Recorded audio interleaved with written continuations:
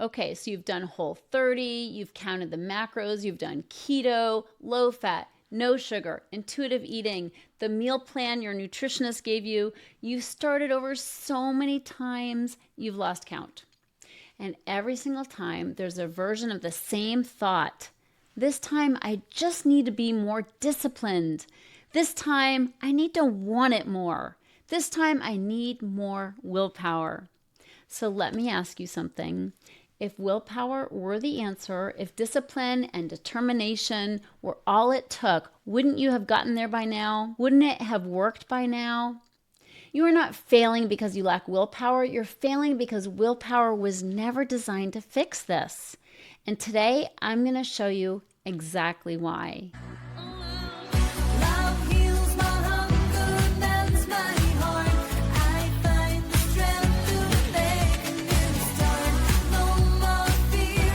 Welcome to Confessions of a Binge Eater. I'm Tricia Nelson, and this episode is one in a series called the Food Noise Fix series. We've named food noise, we've learned to distinguish it from real hunger, and today we're busting the biggest myth that keeps emotional eaters stuck for years, sometimes decades.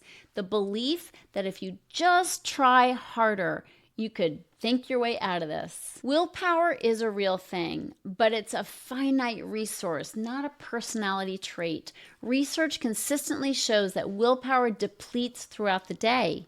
Every decision you make, every temptation you resist, every stressful moment you push through, all of it draws from the same limited reserve. That's why the diet always falls apart at 9 p.m., not 9 a.m. This is why you can white knuckle it all week and then blow it on Friday night. You haven't become the worst person by Friday. You've just run out of the one tool you were relying on. And here's the deeper problem. Emotional eating isn't a willpower problem to begin with. It's an emotional regulation problem. You're not eating because you're weak. You're eating because you've learned over a lifetime that food works. It soothes. It numbs. It helps you forget. It fills something deep within you, temporarily, of course. And willpower cannot compete with that. So every time someone relies on willpower and, quote, fails, the shame gets louder. And what do binge eaters do with loud, painful feelings? They eat. So the very mechanism that we are using to try to fix binge eating and emotional eating, the rigid discipline and self-control, it actually feeds the cycle it was meant to break. There's also the rebellion piece. The more tightly you grip the rules, the louder that part of you that wants to break the rules gets. This is not weakness. This is human psychology. Deprivation, real or perceived, creates obsession. The food you tell yourself you can never have becomes the exact food that occupies your mind and your every thought. It's a direct response to restriction. So this myth of, I just need to want it more, that's BS. It's a myth, and it breaks our hearts because we are sitting there thinking that our struggle means we don't want it bad enough, that somehow people who have success want it more. But that's just not true. The people who stay stuck are usually the ones who want it the most. We want it so desperately that we keep picking up the same broken tool over and over, hoping that this time willpower will work. So wanting it more is not your problem. Using the wrong solution is. Think about it. You can want that nail in the wall with every fiber of your being, but if you're using a screwdriver, it's not going in. The fix to your food noise isn't more effort applied to the wrong approach. It's a fundamentally different approach that you need. So if you're wondering, well, what actually works? What works is going underneath the behavior, addressing the emotional roots that the food is covering. Now, I'm not saying you need to go get 20 more years of therapy. When you start to understand what you're really hungry for, when you develop other ways to meet those needs, the grip of food starts to loosen, not through force, through understanding and through practice of new tools. That's what I'm teaching my clients day in and day out. When this happens, the food noise gets quiet, not because you've suppressed it, but because you finally listened to what that noise is trying to tell you.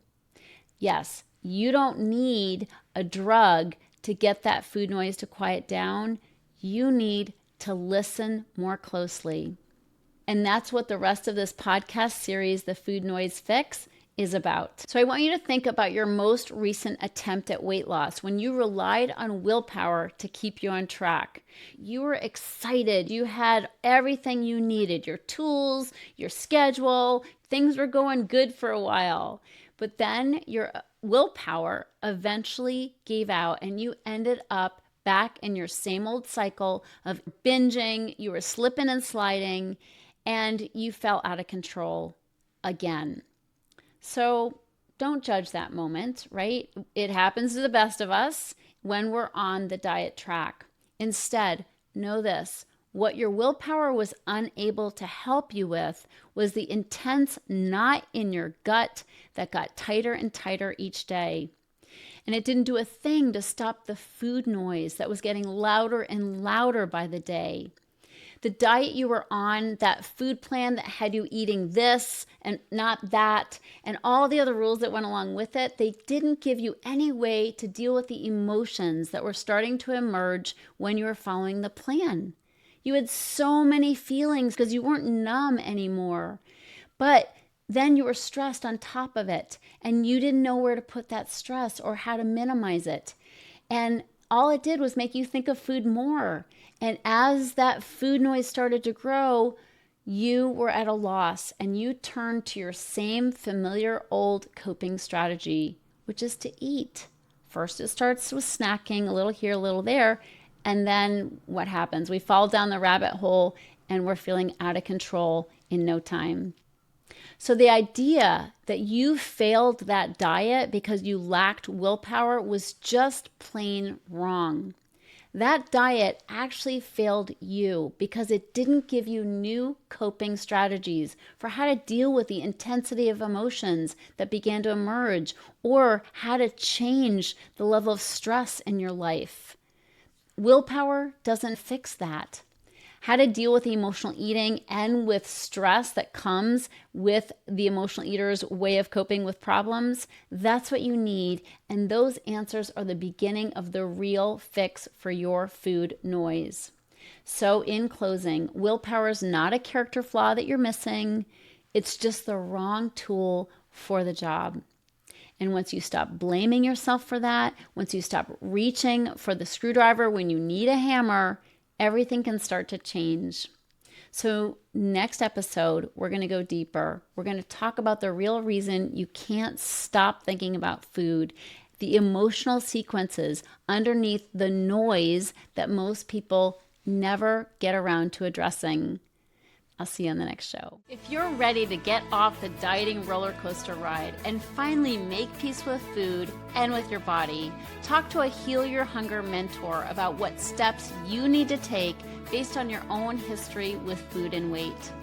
Go to healyourhunger.com and register for an emotional eating breakthrough session and see how fast you can experience real change.